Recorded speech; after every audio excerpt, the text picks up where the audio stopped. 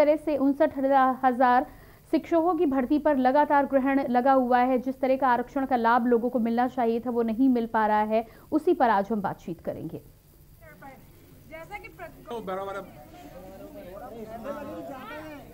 तो आरक्षण में अनियमितताओं को पाते हुए शिक्षा वर्ग में आयोग की अंतरिम रिपोर्ट पर सरकार को फैसला सुनाना है, जिसको लेकर लगातार कई तरह के सवाल भी उठ रहे हैं। 1.5 माह से लंबा समय बीत जाने के बाद भी पिछड़ा वर्ग के आयोग ने जो रिपोर्ट सौंपी थी उसको लेकर अभी तक कोई भी संज्ञान नहीं लिया गया है। ऐसे में तमाम शिक्षक अभ्यर्थी शिक्षक जो है जिनको रिजर्वेशन का लाभ मिलना चाहिए था वो आक्रोश में है। साथ ही साथ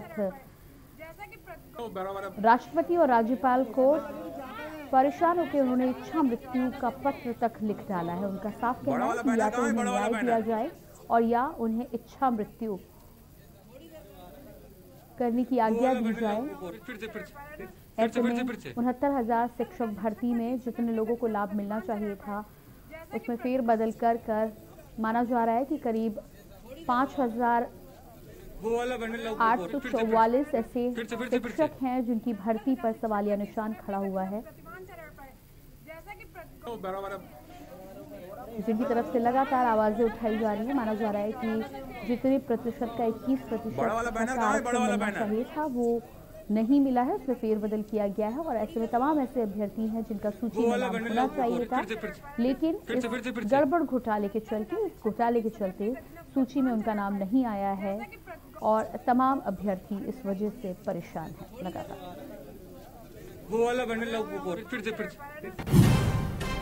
उत्तर प्रदेश में 69,000 सहायक शिक्षक भर्ती का ये मामला है, जिसको लेकर लगातार केंद्रीय सवाल उठा रहा है। अभ्यर्थियों ने राष्ट्रपति से भी गुहार लगाई है। राष्ट्रपति के साथ ही राज्यपाल को भी पत्र लिखा है और इच्छा मृत्यु तक की मांग कर डाली है। राष्ट्रपति से इच्छा मृत्यु की मांग की है तमाम अभ्यर्थियों ने। लंबे समय तक इंतजार करने के बाद भी इनकी मांगों पर संज्ञान नहीं लिया जा रहा है, ना ही कोई रास्ता निकाला जा रहा है। क्या निकलेगा कोई बीच का रास्ता? अब देखना यह है कि सरकार इन तमाम शिक्षकों की इच्छा मृत्यु की मांग के बाद क्या इनकी परेशानी को लेकर कोई कदम उठाती है, क्या इनकी मुसीबत जो परेशानी इतने दिनों से बनी हुई है उसको लेकर कुछ बातचीत होती है या फिर बीच का कोई रास्ता निकलता है।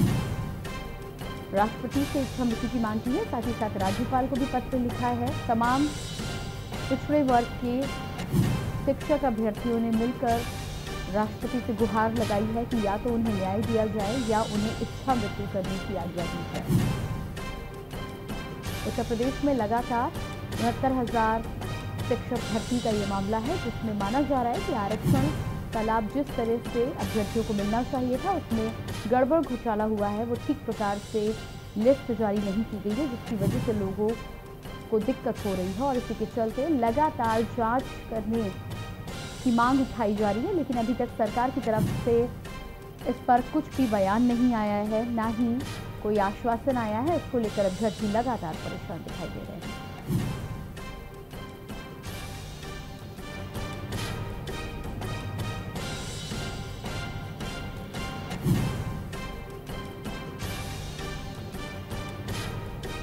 अभ्यर्थियों ने अपनी मांग को लेकर राष्ट्रपति से अब गुहार लगाई है।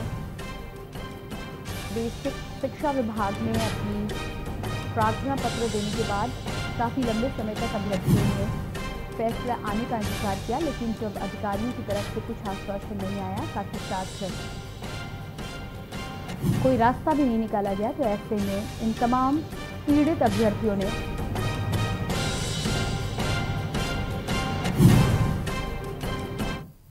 और इसी बीच बड़ी खबर आ रही है पीड़ित अभ्यर्थियों को लेकर। अनुदेशकों के लिए बड़ी खुशखबरी, जल्द बढ़ेगा अनुदेशकों का मानदेय। उत्तर प्रदेश सरकार जल्द फैसला लेने जा रही है। सीएम योगी आदित्यनाथ की संवेदनशील पहल। सीएम योगी आदित्यनाथ की संवेदनशील पहल, अनुदेशकों का मानदेय बढ़ाया जाएगा। सरकार जल्द लेगी इस पर फैसला। अनुदेशकों को मिलता है 7,000 रुपए मानदेय। अनुदेशकों के लिए बड़ी खुशखबरी, जल्द बढ़ेगा अनुदेशकों का मानदेय। उत्तर प्रदेश सरकार जल्द ही इस पर फैसला लेने जा रही है। सीएम योगी आदित्यनाथ की संवेदनशील पहल।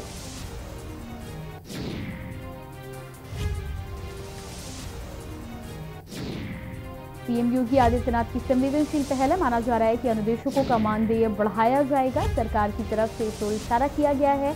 सरकार जल्द ही इस पर अपना फैसला सुनाएगी। अनुदेशकों को फिलहाल 7,000 रुपए का मानदेय मिलता है, जिसे बढ़ाने की बात की जा रही है। सीएम योगी आदित्यनाथ की अनुदेशकों के लिए बड़ी खुशखबरी है। साथ ही साथ उनकी ये संवेदनशील पहल भी मानी जा रही है और जिस हिसाब से इशारा किया गया है, जल्द ही बढ़ सकता है अनुदेशकों का मानदेय। उत्तर प्रदेश सरकार जल्द ही इस पर कुछ फैसला ले सकती है।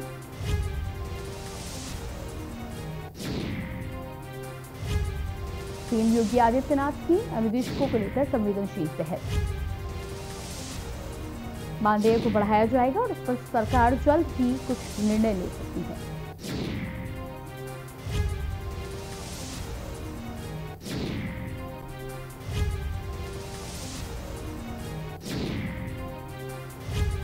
आरक्षण में अनियमितताओं को पाते हुए शिक्षक वर्ग की अंतरिम रिपोर्ट पर सरकार को जवाब देने को कहा गया था। हालांकि सरकार ने अभी जवाब दाखिल नहीं किया है।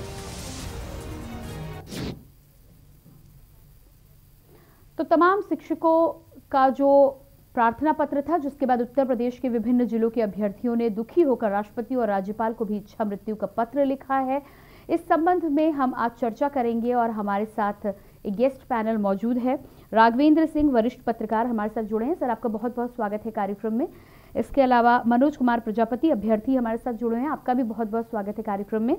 और त्रिभुवन सिंह राष्ट्रीय शैक्षिक महासंघ उत्तर प्रदेश भी हमारे साथ जुड़े, आपका भी बहुत बहुत स्वागत है कार्यक्रम में। राघवेंद्र जी, सबसे पहले आपसे शुरुआत करेंगे। और 69,000 शिक्षक भर्ती का ये जो मामला है काफी लंबे समय से लंबित है और साथ ही साथ जितने प्रतिशत आरक्षण यहाँ पर लोगों को मिलना चाहिए था, उस हिसाब से यहाँ पर सूची तैयार नहीं की गई है। काफी लंबा समय हो चुका है। अभ्यर्थियों ने इस बात की जानकारी भी दी है कि इसमें कहीं ना कहीं कुछ घोटाला नजर आता है। उन्होंने इसके सबूत भी पेश कर दिए हैं, पूरी सूची भी दे दी है, लेकिन अभी तक इस पर कुछ फैसला या संज्ञान लेने की बात सुनाई नहीं दे रही है। क्या वजह है कि इतनी देरी हो रही है और क्यों नियमों के आधार पर यहाँ पर शिक्षकों को भर्ती नहीं दी जा रही है? जी राघवेंद्र जी। देखिए, प्रदेश में बेसिक शिक्षा के तहत जब भी शिक्षकों की भर्ती होती है, जरूर किसी न किसी विवाद में फंस जाती है। कभी योग्यता को लेकर, कभी पेपर आउट होने की वजह से, मेरिट को लेकर आए दिन कुछ न कुछ भ्रांतियां इसमें देखने को मिलती हैं। कभी क्वालिफिकेशन को बढ़ाने की बात आ जाती है, कभी घटाने की बात आ जाती है, कभी शिक्षा मित्रों को सेटिस्फाइड करने के लिए उनको वेटेज देने की बात आ जाती है। कई ऐसे कारण एक साथ मिलते हैं जिसकी वजह से ये भर्तियां कोर्ट के तरफ भी चली जाती हैं। और कोई भी भर्ती जब कोर्ट की तरफ चली जाती है तो ये मान कर चलिए। राघवेंद्र जी, माफ कीजिएगा, आपको यहाँ पर हमें रोकना पड़ रहा है। हम अपने दर्शकों को सीधे लिए चलेंगे लखनऊ, जहाँ पर सीएम योगी आदित्यनाथ टीम 9 के साथ बैठक कर रहे हैं। और लगातार लखनऊ से आप ये लाइव तस्वीरें देख पा रहे हैं। जैसा कि आपको जानकारी है कि सीएम योगी आदित्यनाथ कोरोना के साथ ही साथ उत्तर प्रदेश के तमाम मुद्दों को लेकर लगातार सतर्क रहते हैं और ऐसे में टीम 9 के साथ अक्सर बैठक की जाती है, समीक्षा की जाती है स्थितियों की। जिलों में जिस तरह से कोरोना केसेस कम हो रहे हैं, ऐसे में धीरे धीरे लॉकडाउन को खोला गया है। अब उत्तर प्रदेश में 3 जिले ऐसे हैं जहां पर अभी भी केसेस की संख्या 600 से अधिक बरकरार है। यही वजह है कि 3 को छोड़कर बाकी सारे जिलों को उत्तर प्रदेश में अब अनलॉक कर दिया गया है।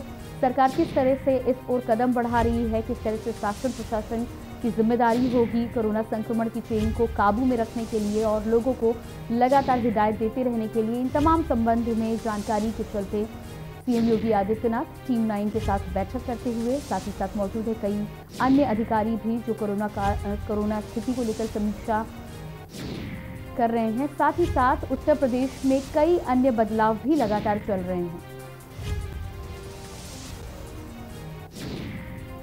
तमाम लोगों को कोरोना काल के दौरान जिन तमाम लोगों की, शिक्षकों के साथ ही साथ अन्य विभागों के लोगों की भी जिनकी मृत्यु हुई है, उनको लेकर भी उत्तर प्रदेश सरकार ने योजनाएं चलाई हैं और जिस तरह से उनको लाभ मिलेगा उसको लेकर लगातार टीम 9 के साथ सीएम योगी आदित्यनाथ की चर्चा जारी है। और एक बार फिर से हम वापस लौटेंगे भर्ती पर ग्रहण क्यों, ये आज हमारा सवाल है और इसी पर आज हम बातचीत कर रहे हैं। हमारे साथ राघवेंद्र जी जुड़े हुए हैं, वरिष्ठ पत्रकार, मनोज कुमार प्रजापति अभ्यर्थी जुड़े हुए हैं, साथ ही साथ त्रिभुवन सिंह राष्ट्रीय शैक्षिक महासंघ यूपी से जुड़े हुए हैं। राघवेंद्र जी माफ कीजिएगा, आपके पास एक बार फिर से आऊंगी और यहाँ पर आपको बीच में मुझे रोकना पड़ा था, लेकिन मैं आपसे ये जानना चाह रही थी कि आखिर इस भर्ती में इतना समय क्यों है और नियम के आधार पर जब भर्ती नहीं की गई है तो तमाम जो अभ्यर्थी हैं उनकी अब जो प्रार्थना है उस पर संज्ञान क्यों नहीं लिया जा रहा? देखिए, प्रदेश के लाखों हजारों प्रतियोगी वर्षों से इस न्याय की मांग के लिए सड़कों पे हैं। हर जगह अपनी गुहार लगा रहे हैं, चाहे वो सोशल मीडिया हो या सरकार के अन्य जो भी अंग हैं उनसे भी अपनी गुहार लगा रहे हैं। और सरकार को इस पे बहुत जल्द अब अमल करना चाहिए। कोरोना महामारी भी अब काफ़ी कम हो आया है, आज प्रदेश के सारे जिले भी कर्फ्यू मुक्त हो गए हैं। और सरकार जो भी थर्ड काउंसलिंग के बच्चे भी अपने मानसिक शोषण को लेकर बहुत परेशान चल रहे हैं। कुछ इसमें ये भी देखने को आया है कि काउंसलिंग के बाद भी जिनकी स्पेलिंग मिस्टेक रहे हैं सर्टिफिकेट में, उनको भी नियुक्ति पत्र नहीं दिया जा रहा है। वो भी प्रतियोगी, प्रयागराज से भी कई बच्चों ने फ़ोन किया था कि हमारी समस्या ये है, इसमें न्याय नहीं मिल रहा है। तो बेसिक शिक्षा मंत्री और विभाग के जिम्मेदार अधिकारियों को इस पर ध्यान देना चाहिए और मुख्यमंत्री जी को इसको संज्ञान में लेकर प्रदेश के प्रतियोगियों को जल्दी से जल्दी न्याय दिलाने का प्रयास करना चाहिए।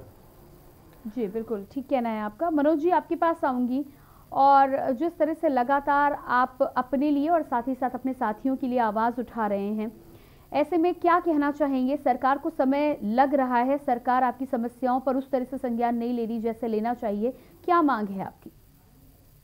देखिए, मैं आपको बताना चाहूँ कि आज तक हमने कोई सरकार नहीं देखी।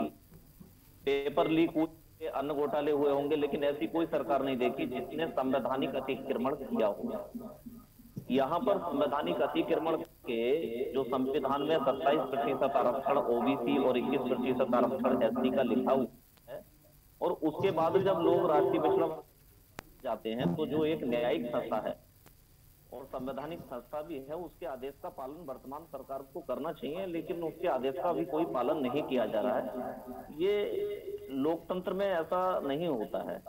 तो मेरी यही मांग है कि सभी लोग जितने भी मतलब आरक्षण पीड़ित हैं, तो उन लोगों के साथ सबसे पहले न्याय किया जाना चाहिए। अगर ऐसा ये करते हैं तो फिर संविधान जो एक लिखित कानून का काम हमारे देश के लिए करता है, उसकी कोई भी वैल्यू नहीं रह जाएगी अगर संवैधानिक संस्थाओं का, न्यायिक संस्थाओं का पालन होना बंद हो जाए। तो ये तो सिर्फ एक तानाशाही है। तो मैं माननीय योगी आदित्यनाथ जी से, अपने मुख्यमंत्री जी से यही अपील करता हूँ कि जल्द से जल्द आरक्षित वर्ग के जितने भी अभ्यर्थी पीड़ित हैं, उन सभी लोगों को जल्द से जल्द न्याय दिया जाए।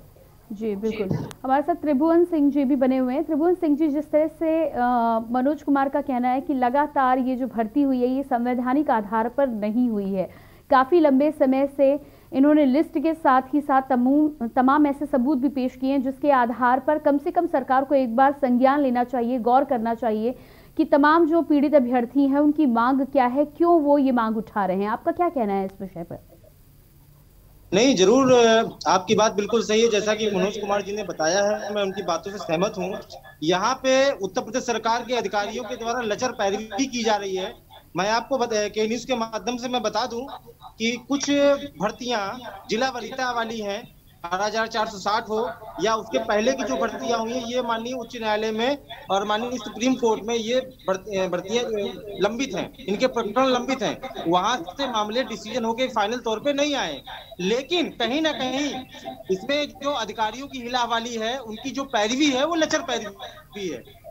जो भी रिजर्वेशन से संबंधित मामले हैं उस पे मैं समझता हूं कि कायदे से पैरवी की जाए अधिकारियों के द्वारा, और एक जो संवैधानिक रूप से सही चीज है उसको फॉलो किया जाए, उसको लागू किया जाए। क्योंकि आने वाले भी 6 महीने बाद विधानसभा के चुनाव है और जाहिर सी बात है कि इन सब सारी चीजों का जो अव्यवस्थाएं फैली हुई हैं, इस सारी चीजों का इसमें जो है असर पड़ेगा कहीं ना कहीं आने वाले समय में। जैसे आप देख रही होंगी कि अनुदेशकों का मानदेय घटा दिया गया, शिक्षा मित्रों से एक वादा किया गया था घोषणा पत्र में, आज तक वो वादा पूरा नहीं किया गया। आज जितने भी संविदा कर्मी है, चाहे वो आंगनबाड़ी हो, रोजगार वर्कर हो या किसान मित्रों, कोई भी हो संविदा कर्मी, हर संविदा कर्मी अपनी समस्या को लेकर माननीय मुख्यमंत्री जी के समक्ष खड़ा हुआ है। लेकिन दुख इस बात का है कि किसी भी संविदा कर्मियों को कोई आंदोलन ना कर पाए, तो उत्तर प्रदेश में एस्मा लगा दिया गया। लेकिन जो इनके अधिकारी हैं वो माननीय मुख्यमंत्री जी तक हमारी बात नहीं पहुंचा रहे हैं। क्या कारण है कि अभी हाल में 5 तारीख को उत्तर प्रदेश के 1.5 लाख से अधिक शिक्षा मित्रों ने 10 लाख से अधिक माननीय मुख्यमंत्री जी को बधाई संदेश दिया, अपनी पीड़ा रखी कि आपका जो घोषणा पत्र है उसको पूरा करें मान्यवर। लेकिन कहीं से कोई भी खबर ऐसी नहीं आई। हालांकि आप लोगों का मैं बहुत धन्यवाद देता हूं, जितने भी प्रिंट मीडिया है, इलेक्ट्रॉनिक मीडिया है, सभी ने हमारी आवाज को रखा। लेकिन अगर हमारी आवाज को नहीं सुना जाएगा, दबाया जाएगा, तो मैं आपके टीवी चैनल के माध्यम से बता दूं कि हम लोग घर से बाहर निकलने का भी काम करेंगे इस एस्मा कानून में भी। जी ठीक कहना है आपका। जी राघवेंद्र जी आपके पास आएंगे। जिस संवैधानिक प्रक्रिया की यहाँ पर बात हो रही है, कहीं ना कहीं हीला हवाली के साथ ही साथ उसमें गड़बड़ी भी देखी जा रही है। जिस तरह से पंचायत चुनाव में भी सूची को बदला गया था और फिर जब हाईकोर्ट ने फटकार लगाई थी उसके बाद सूची को ठीक किया गया और उसके बाद जो तमाम जो नामांकन जिन्होंने किया था उन नामांकन की प्रक्रिया को भी बदला गया। आपको क्या लगता है कि यहाँ पर भी जो घोटाला किया गया है, ये जिस तरह से लिस्ट जारी की गई है वो संवैधानिक आधार पर ठीक नहीं है, तो यहाँ पर क्या कोर्ट के माध्यम से भी कुछ मदद हो सकती है अभ्यर्थियों की?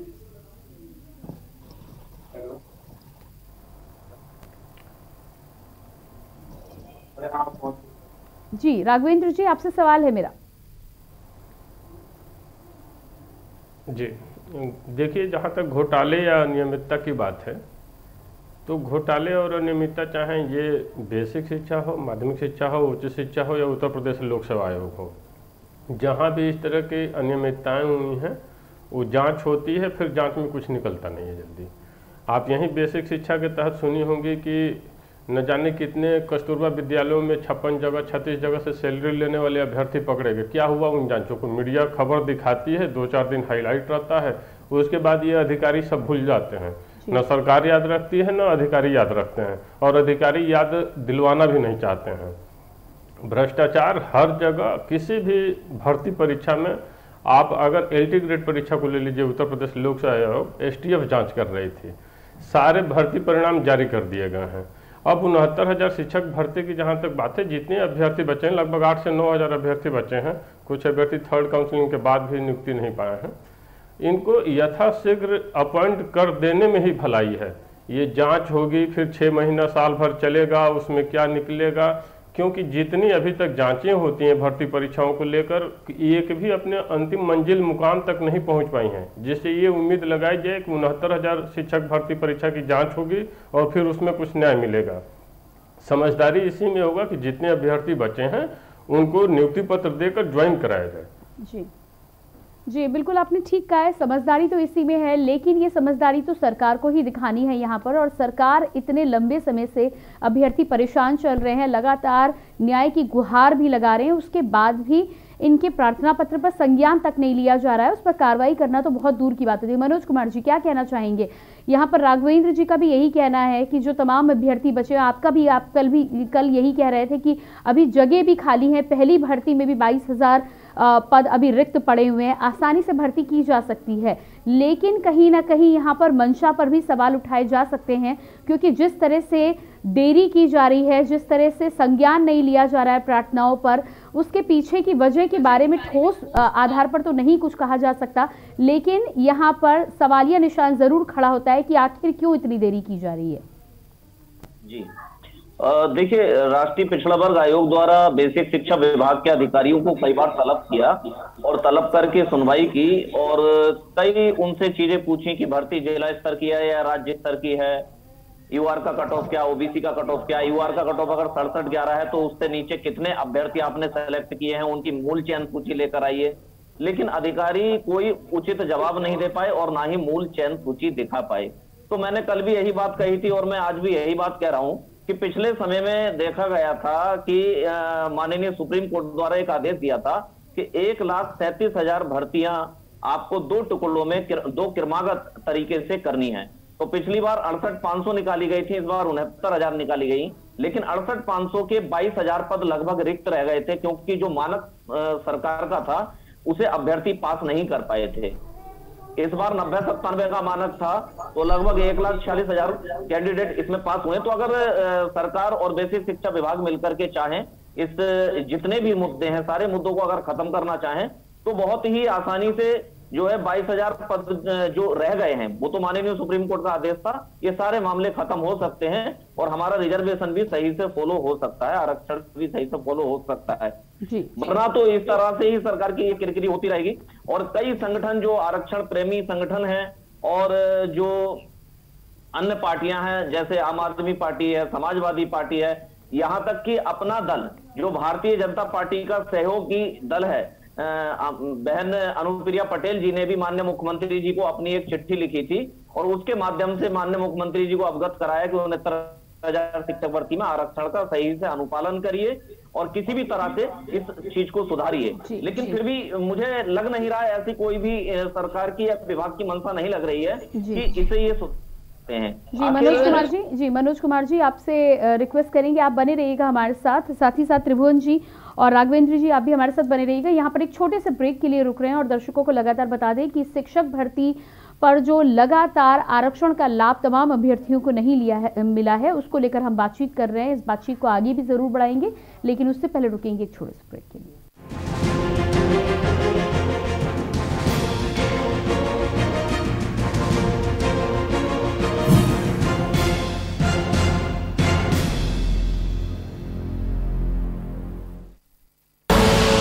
आप देख रहे हैं के न्यूज, खबरों का सारथी। खुदी को आजमाया है तो ये अंदाज आया है, खुदी को आजमाया है तो ये अंदाज आया है। तुम में भी मैं हूं, शुद्ध प्लस पान मसाला।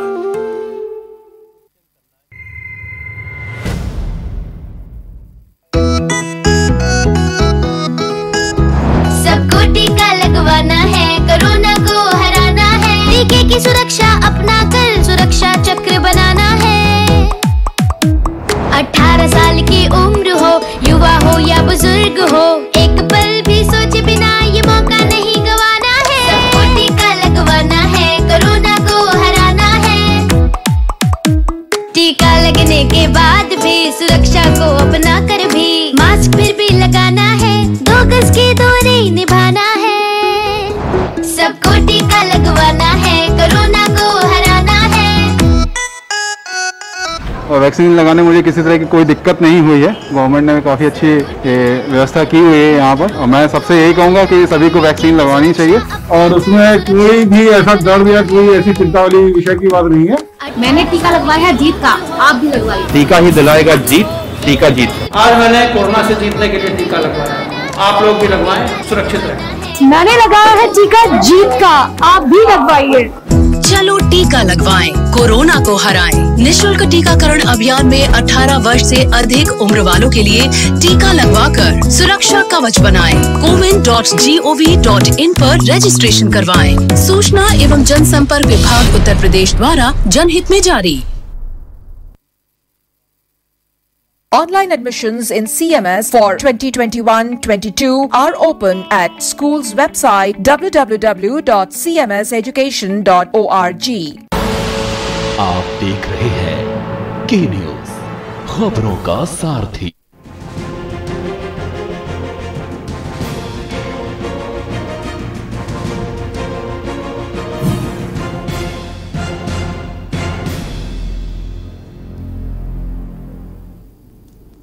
ब्रेक के बाद एक बार फिर से बात करेंगे भर्ती पर ग्रहण क्यों इतने लंबे समय से 69,000 शिक्षक भर्ती में आरक्षण के फायदे को लेकर लगातार मामला लंबित है और इसी बीच खबर है अनुदेशकों के लिए बड़ी खुशखबरी सामने आई है। जल्द बढ़ेगा अनुदेशकों का मानदेय। उत्तर प्रदेश सरकार जल्द फैसला लेने जा रही है इस मसले पर।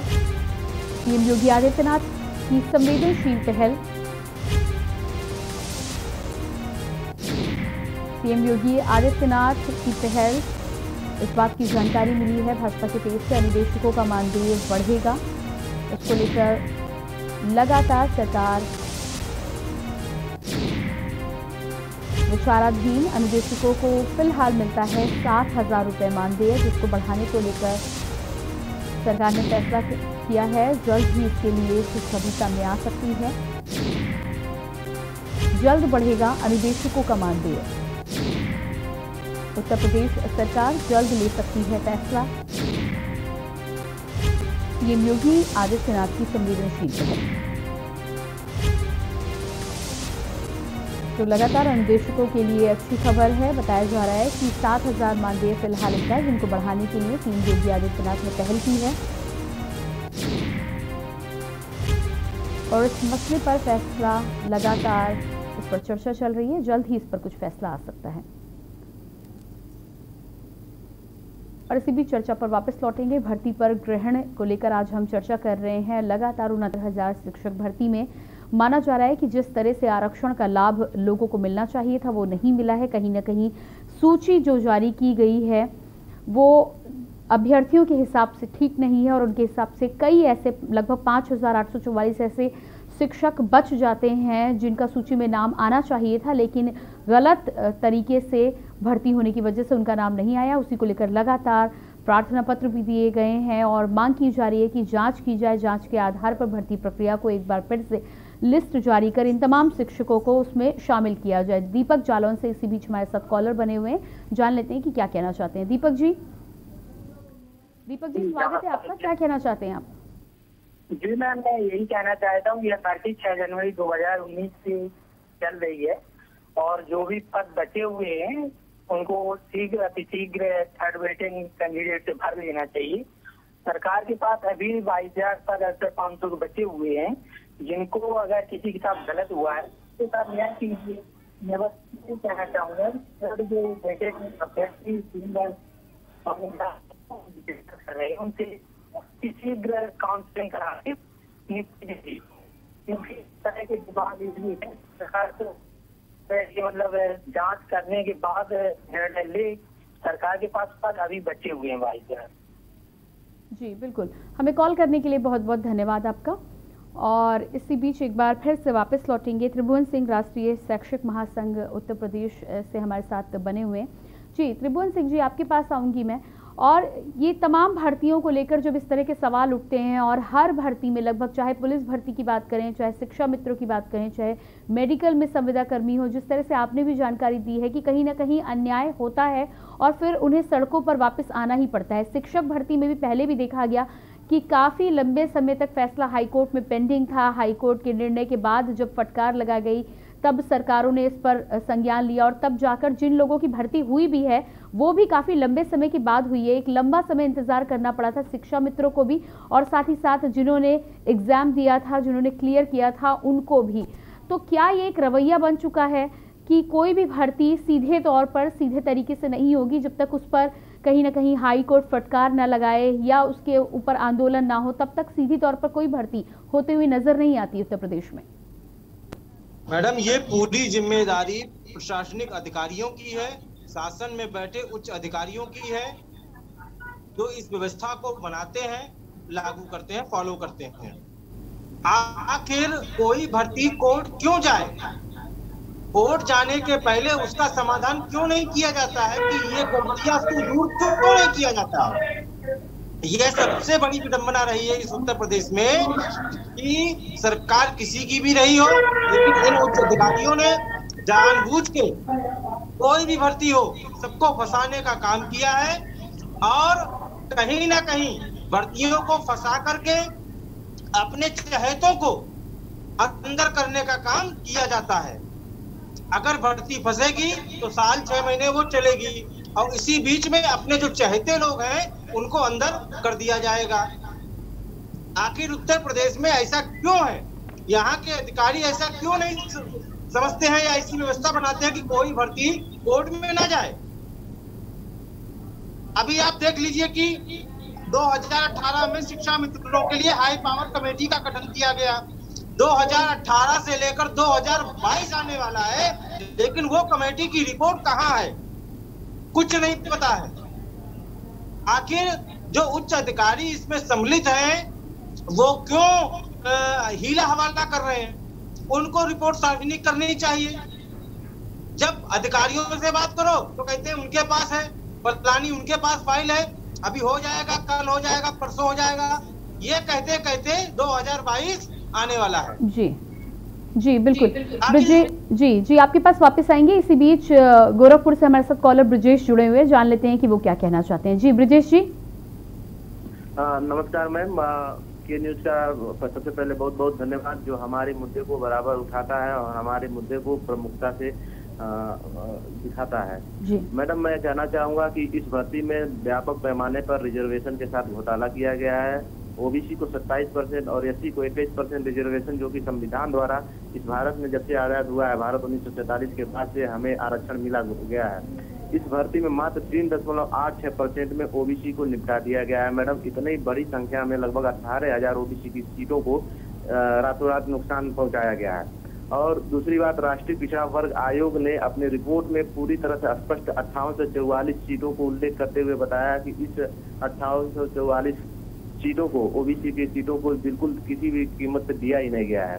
मैडम, हम ये बात कहना चाहते हैं कि ये सरकार जिस तरह से हम लोगों को ये बताती है कि सबका साथ और सबका विकास लेकर चलने का एजेंडा बताती है, हम कैसे माने कि सबका साथ और सबका विकास ये सरकार कर रही है? जी हम लोग मैडम पिछले काफी समय से हम लोग धरना दे रहे हैं। पिछले जाड़े में हम लोग 4-5 हजार की संख्या में लखनऊ में धरना दिए। हमारी बातों को सुनने के बजाय हम गरीब अभ्यर्थियों पर लाठीचार्ज किया गया। हम ऐसा कोई स्थान नहीं जहाँ पे अपनी बात न लेकर गए हों।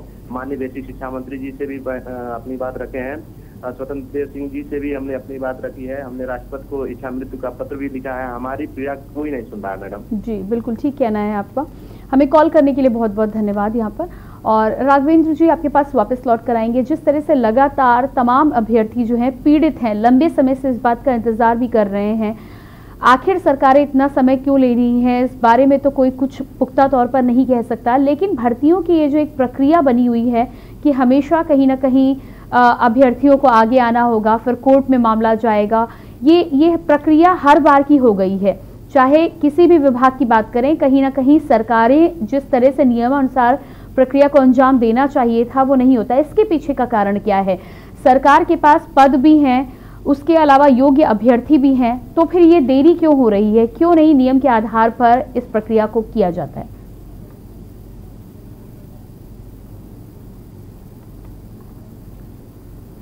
देखिए, इस प्रकरण पे अभी कुछ दिन पहले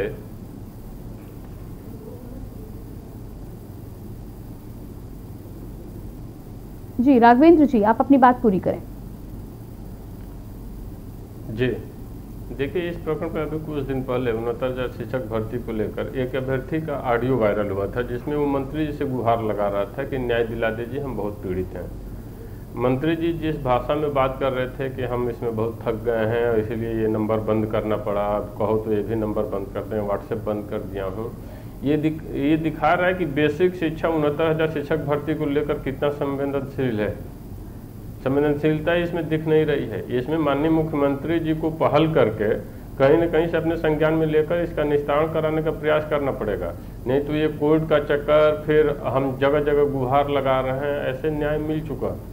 क्योंकि अब तक जांच एजेंसियों की बात की जाए तो जो भी भर्ती परीक्षा अटकी है उसमें न्याय मिला नहीं है। तो चाहे भंडारण निगम की बात की जाए या अपर निजी सचिवालय की भर्ती की बात की जाए या एलटीगेट परीक्षा जो उत्तर प्रदेश लोक सेवा से उसकी बात की जाए या उत्तर प्रदेश लोक सेवा आयोग की जो सीबीआई जांच चल रही है पीसीएस परीक्षाओं को लेकर उसकी बात की जाए, जांच हो रही है, क्या हो रही है किसी को पता नहीं है। तो इसमें जो भी अनियमितता हुई है, अगर दूध का दूध पानी का पानी करना हो तो त्वरित जांच कराकर निष्कर्ष निकाल लें कि ये 20 दिन में रिपोर्ट दो, 10 दिन में रिपोर्ट दो, इतने दिन में रिपोर्ट आएगी, इससे आगे नहीं। एक डेडलाइन तो खींचनी पड़ेगी। कि ये समय सीमा है, इसमें आपको जो भी रिपोर्ट लगानी हो लगाइए, उस हिसाब से प्रतियोगियों को न्याय दीजिए। सालों से ये प्रतियोगी जो सड़कों पे हैं, ये आज कहीं ना कहीं पढ़ा रहे थे तो अपने परिवार के लिए रोटी दाल की व्यवस्था इनकी हो गई होती। आज ये सड़क पे कभी लाठी खाते हैं, कभी ऐसे न्याय की गुहार लगा रहे हैं, कभी राष्ट्रपति को लिख रहे हैं, कभी ट्विटर पे सीएम को टैग कर रहे हैं।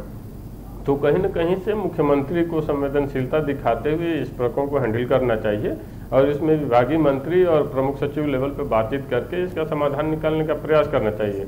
और जो भ्रष्टाचार या नियमितता की बात आप कर रही हैं, देखिए भ्रष्टाचार या नियमितता की जांच क्या होगी जब इतने भर्ती परीक्षाओं को हम लोग देख रहे हैं, जांच जब फाइनल मंजिल तक पहुंच नहीं पा रही है तो इसमें 69,000 में पहुंच जाएगी, कैसे ये संभव है। 68,500 का प्रकरण आप याद करिए, प्रयागराज में हर जगह पेपरों तक टीवी चैनलों पे चला कि बच्चों का भविष्य जला दिया गया, जिम्मेदार अधिकारी कापियां तक जला दिए थे।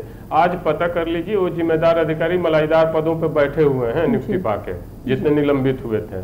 तो ये अनियमितता पाई जाएगी, निलंबन होगा, फिर 2-4 महीने बाद 6 महीने बाद उनको मलाईदार पद देकर नियुक्त कर दिया जाएगा। वो अभ्यर्थियों को क्या मिला? कुछ नहीं। आज भी लाठी खा रहे हैं, कल भी लाठी खाते थे। जी बिल्कुल। तो जो अभ्यर्थी सड़क पे आज हैं, कोई थर्ड काउंसलिंग के बाद तो कोई अपनी स्पेलिंग को लेकर 6,000 8,000 जितने भी बच्चे हैं जल्दी से अपॉइंट करने की जरूरत है, क्योंकि बेसिक शिक्षा वो सेक्टर है गवर्नमेंट के लिए जहाँ पे सर्वाधिक रोजगार देती है, नौकरी देती है प्रदेश के युवाओं को। क्योंकि पीसीएस के तो सीट 200, 400, 500, 800 आते हैं, यहाँ 60,000, 70,000, 80,000, 90,000 के संख्या में यहाँ पे अपॉइंटमेंट आते हैं। तो सरकार को इस पे ध्यान देना चाहिए कि 69,000 को जल्दी से जल्दी निस्तारण करा के, नहीं जो वैकेंसी निकालनी है वैकेंसी निकाले, नियुक्ति करे। सरकार के पास कितना समय है? साल भर समय है। जी जी बिल्कुल, आगे बढ़ेंगे। प्रदीप जी हमारे साथ मथुरा से कॉलर जुड़े हुए हैं, जान लेते क्या कहना चाहते हैं। प्रदीप जी से संपर्क टूट गया। राहुल हमारे साथ आजमगढ़ से जुड़े हुए हैं, अगले कॉलर। जी राहुल जी, क्या कहना चाहते हैं आप? मैम, सबसे पहले तो हम के न्यूज बहुत बहुत धन्यवाद देना चाहेंगे कि हमारी आवाज को और हमारी पीड़ा को हमारी आवाज को उठाने की कोशिश कर रहे हैं। मैम, इस समय हम लोग इतने दुखी हैं कि अब हम कुछ बयां नहीं कर सकते अपने दर्द को। हम भी भारतीय किसान हैं और किसान परिवार से आते हैं, और जिस तरीके सरकार के अधिकारी और मंत्री ने मिल करके हम लोगों का 5,844 सीट खा गए ये लोग, इसका पाप तो इनको लगेगा। बाकी अब ये मान के चलिए कि सड़क पर भी उतरेंगे, जान तक दे देंगे, लेकिन न्याय सड़क पे जल्दी ही उतरने वाले हैं। और अब की बार ऐसी संख्या में उतरेंगे कि सरकार रोक नहीं पाएगी हम लोगों को। जान लीजिए, या तो जान चली जाएगी या तो नौकरी आ जाएगी, क्योंकि अब ये मानसिक पीड़ा बर्दाश्त होने के लायक नहीं है। जी बिल्कुल राहुल जी, अपनी बात रखने के लिए बहुत बहुत धन्यवाद, हमें कॉल करने के लिए भी धन्यवाद। मनोज जी आपके पास आएंगे, और जिस तरह से अभ्यर्थियों के भी लगातार फोन आ रहे हैं, पीड़ा जो है उसे हम सब भी महसूस कर सकते हैं। कहीं ना कहीं एक लंबे समय तक फैसला लंबित पड़ा हुआ है। जिस तरह से राघवेंद्र जी ने भी बोला कि यदि लोग काम कर रहे होते तो तमाम परिवारों के लिए कहीं ना कहीं उम्मीद की एक किरण होती है, और अब क्योंकि ये फैसला लटका हुआ है, ना ये कहीं और जा सकते हैं फैसले के इंतजार में, ना कुछ और रास्ता चुन सकते हैं। साथ ही साथ एक बड़ा सवाल यहाँ पर यह भी होता है कि यदि फैसला इतने ही लंबे समय तक लंबित रहता है तो क्या यहाँ पर एज फैक्टर भी होता है? क्या कुछ ऐसे अभ्यर्थी भी हैं जो लंबे समय तक फैसला ना आने के चलते जब तक वो फैसला आएगा तब तक उस योग्य ही नहीं हो जाएंगे, कहीं एज की जो बाध्यता है वो पार कर जाएगी? जी मनोज जी। जी देखिए, एज का सवाल तो ये है कि जिस समय विज्ञापन निकलता है तो उसी समय से एज काउंट होती है, लेकिन कहीं ना कहीं मानसिक शोषण इतना हो जाता है हम अभ्यर्थी लोगों का कि वह आगे कोई अन्य तैयारी करने लायक भी नहीं हो जाते। तो मेरा यही मानना है कि अगर सभी भर्तियां कोर्ट ही जा रही हैं तो भर्तियों से संबंधित एक फास्ट ट्रैक कोर्ट बना देना चाहिए, क्योंकि कोर्ट में मामले 3-3 साल 4-4 साल तक लटके रहते हैं, और उस बीच कई लोग मौत के शिकार हो जाते हैं, कई आत्महत्या कर लेते हैं।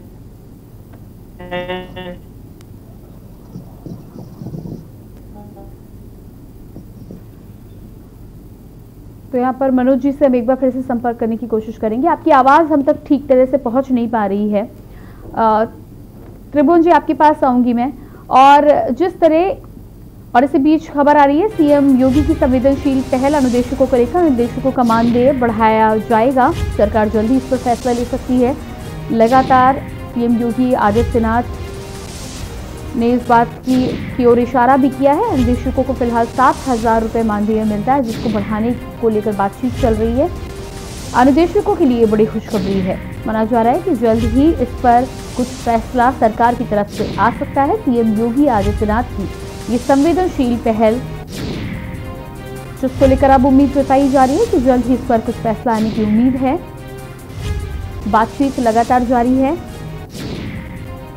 फैसला विचाराधीन है। सीएम योगी आदित्यनाथ के द्वारा ये पहल की गई है, इस पर संज्ञान लिया गया है। अनुदेशकों का मानदेय बढ़ाया जाएगा, जल्द ही इस पर सरकार कुछ फैसला ले सकती है और घोषणा की जा सकती है। अनुदेशकों को फिलहाल मिलता है 7,000 रुपये का मानदेय, जिसे बढ़ाने को लेकर सरकार लगातार अग्रसर। जल्द ही बढ़ेगा अनुदेशकों का मानदेय। और उसके बाद एक बार फिर से चर्चा पर वापस लौटते हैं। हमारे साथ लगातार राघवेंद्र सिंह जी, मनोज कुमार प्रजापति और त्रिभुवन सिंह जी बने हुए हैं। त्रिभुवन सिंह जी, आपके पास मैं जरूर आऊंगी, लेकिन इसी बीच हमारे साथ एक कॉलर मंजिल जुड़ चुकी हैं। जान जाते हैं कि क्या कहना चाह रही हैं। जी मंजिल जी, क्या कहना चाहती हैं आप? आपका धन्यवाद मैम, जो आपने मेरा मुद्दा उठाया। हम 69,000 शिक्षक भर्ती से मैम महाराष्ट्र से अभ्यर्थी हूँ मैम। हम 2 साल से मानसिक रूप से प्रताड़ित है मैम, और जो आयोग की रिपोर्ट आई है मैम जो पिछले महीने, उसे लागू कराने के लिए आप प्रयास करें मैम, ये हम आपसे कहना चाह रहे हैं जी। जो आयोग की रिपोर्ट है, आयोग ने मैम 5,844 सीटों का जो हेरफेर हुआ है ये माना है मैम, यही लागू हो जाए, हम ये आपसे कहना चाहते हैं जी। बिल्कुल मंजिल जी, हमें कॉल करने के लिए बहुत बहुत धन्यवाद। त्रिभुवन जी, आपके पास आएंगे। और जिस तरह से लगातार पीड़ित होकर अभ्यर्थी लंबे समय से गुहार लगा रहे हैं, अब तो राष्ट्रपति और राज्यपाल तक को पत्र लिख दिया है। आपको क्या लगता है कि इस पत्र लिखने के बाद क्या ये जो तमाम इतने दिनों से लंबी प्रार्थना चल रही है, इस पर कुछ संज्ञान लिए जाने की उम्मीद नजर आ रही है आपको? मैडम, आप ये समझिए कि अभ्यर्थी जब कोर्ट जाता है तो खेती बिकती है, घर के जानवर बिकते हैं, गड्डियों में पैसा जाता है, और जो बेरोजगार आदमी है वो कैसे पैसा एकत्रित करता होगा, कोर्ट जाता होगा, ये बहुत बड़ा सवाल है। और उसके बाद भी न्याय पाने के लिए लगभग 3-3 साल 4-4 साल यूं ही लड़ना पड़ता है।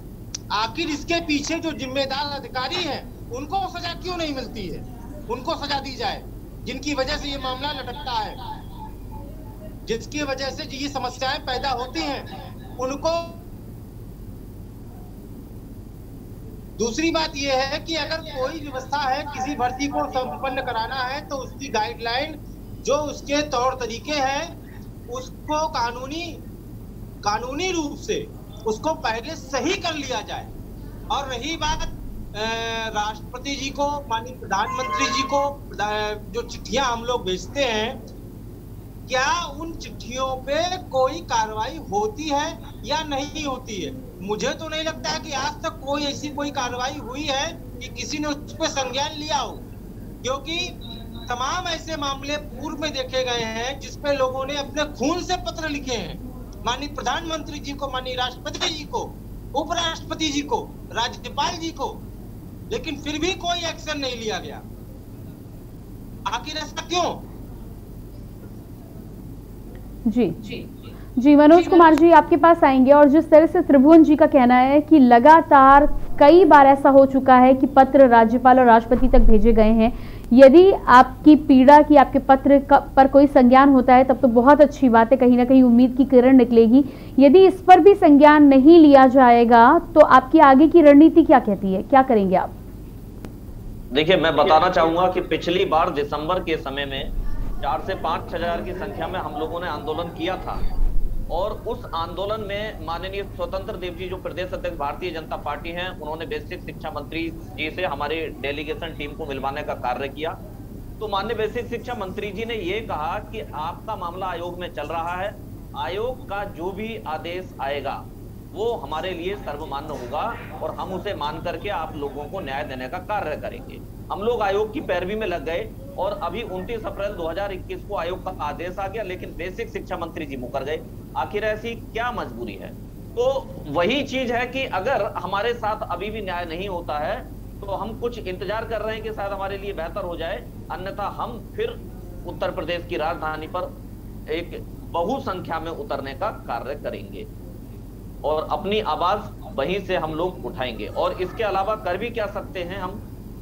हमें कहीं कोई रास्ता नहीं दिखाई दे रहा है। हम सभी जगह जाकर थक चुके हैं। माननीय स्वतंत्र देव सिंह जी के यहाँ भी जाते हैं, माननीय उप मुख्यमंत्री जी के यहाँ भी जाते हैं। मुख्यमंत्री जी से मिलने का अपॉइंटमेंट नहीं मिल पाता है, कई बार मिलने का प्रयास किया, लेकिन जैसे ही मुख्यमंत्री जी को पता चलता है कि 69,000 शिक्षक भर्ती का भर्ती साफ मिलने से मना कर दिया जाता है, तो कहीं भी हम लोगों को बिल्कुल भी किसी भी तरह से नहीं सुना जा रहा है। फिर हमने यही विचार किया कि शायद राष्ट्रपति महोदय जी हमें इच्छा मृत्यु या न्याय प्रदान करेंगे, इसीलिए हम सभी लोगों ने सामूहिक रूप से अपने वहां पर पत्र व्यवहार आदि किया है और अगर नहीं होता तो हम एक बहुत बड़े आंदोलन के लिए और इसी बीच में बड़ी खबर आ रही है, विशेष शिक्षकों का दर्द, दिव्यांग बच्चों को बना रहे हैं आत्मनिर्भर। दिव्यांग बच्चों को मुख्य धारा से जोड़ रहे हैं। विशेष शिक्षकों को मानदेय नहीं, वेतनमान चाहिए। विशेष शिक्षकों के लिए मिलक विधायक आई आगे, सीएम योगी को लिखा पत्र। रामपुर के मिलक विधानसभा से बीजेपी विधायक हैं राजबाला। राजबाला ने विशेष शिक्षकों को नियमित करने की मांग की है। रामपुर के मिलक विधानसभा से बीजेपी के विधायक राजबाला ने पत्र लिखा है। राजबाला ने विशेष शिक्षकों को नियमित करने की मांग उठाई है। विशेष शिक्षकों की सरकार से गुहार। विशेष शिक्षकों की पीड़ा समझे सरकार।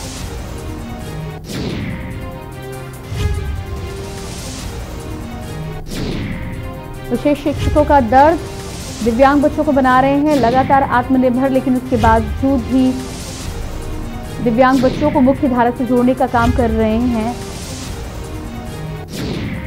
पर यहां पर मांग है तमाम विशेष शिक्षकों की कि मानदेय नहीं, वेतनमान चाहिए। और इसके बाद एक बार फिर से अपनी चर्चा पर वापस लौटेंगे।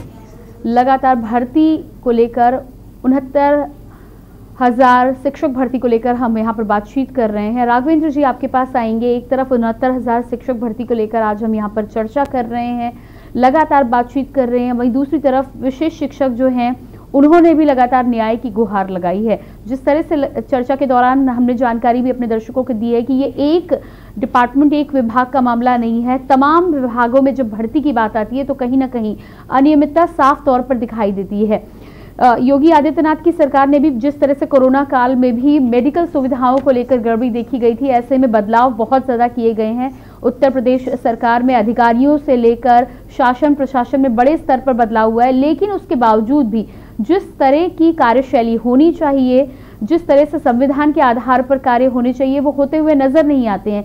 क्या वजह है कि कहीं ना कहीं शासन प्रशासन और सरकार का जो समन्वय है वो उस तरह से नहीं होता, और उसकी वजह से कई बार ऐसा होता है कि सरकारें संज्ञान नहीं लेती, और कई बार ऐसा होता है कि सरकारी योजनाएं तो हैं लेकिन उस पर अमल नहीं होता।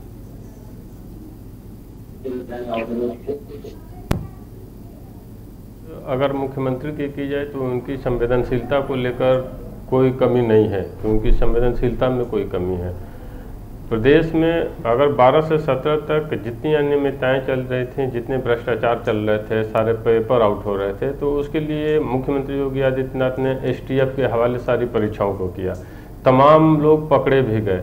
अब STF को बताना चाहिए कि जो पकड़े गए वो छूट कैसे गए, उनको जमानत कैसे मिल गई। इसके अलावा अगर बात की जाए तो जिम्मेदार अधिकारी जो पूर्ववर्ती सरकार में थे, जो इस समय भी हैं, बैठे हैं, कहीं न कहीं बहुत हद तक वो जिम्मेदार हैं। भंडारण निगम की अगर बात कर ली जाए तो FIR दर्ज है, फिर भी अधिकारियों को बचाता कौन है? जो भी भ्रष्टाचार किए हैं, कहीं न कहीं सरकार में बैठे जो अधिकारी हैं वही बचाने का काम कर रहे हैं। इसके अलावा अपर निजी सचिव 2010 की भर्ती हुई थी। यहीं सचिवालय और विधानसभा में बैठे उच्चाधिकारी बचा रहे हैं कि वो भर्ती CBI करने दे, जल्दी से जल्दी अपॉइंटमेंट किसी तरह करा। कुछ वही 69,000 शिक्षक भर्ती को ले लीजिए, जितने सालों से ये अभ्यर्थी परेशान हैं और आज भी चक्कर काट रहे हैं न्याय के लिए। कभी राष्ट्रपति से गुहार, तो कभी गवर्नर को चिट्ठी लिखना, कभी सोशल मीडिया पे आना।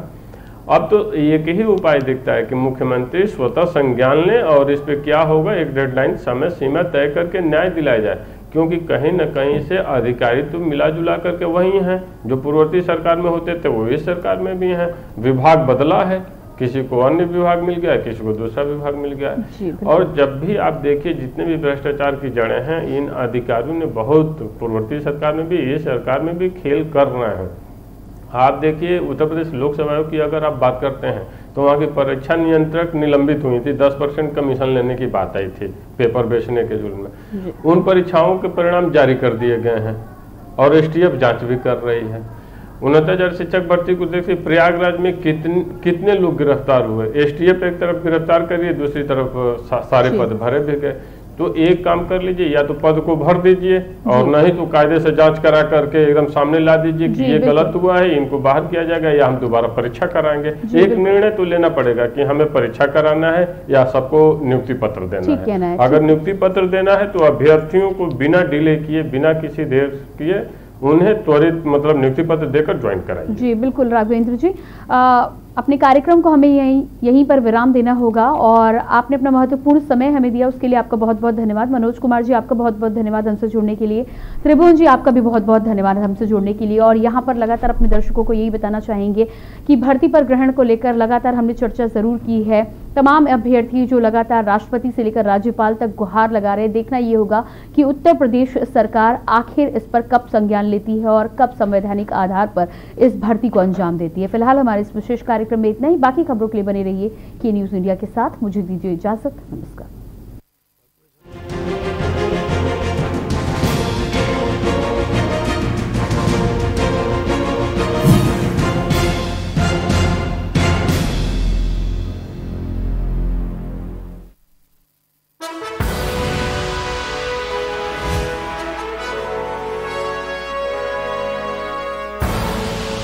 आप देख रहे हैं के न्यूज, खबरों का सारथी। खुदी को आजमाया है तो ये अंदाज आया है, खुदी को आजमाया है तो ये अंदाज आया है। तुम में भी मैं हूं, शुद्ध प्लस पान मसाला।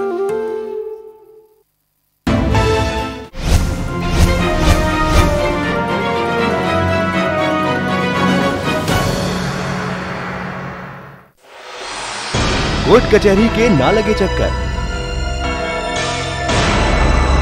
सबसे अधिक यही है बेहतर।